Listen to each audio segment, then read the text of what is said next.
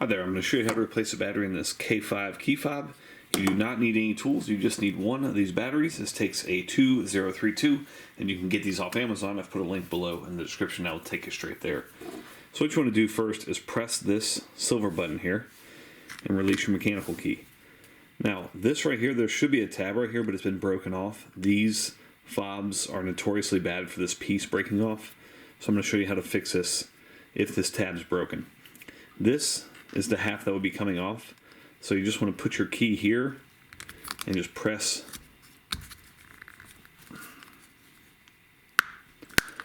So that back half comes off. You can see it's pretty hard to do. But see the tab right there, you can usually use that as leverage, but it is easy to break.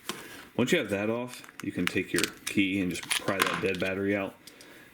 And the new one goes in positive side, facing downward. Clip this back together.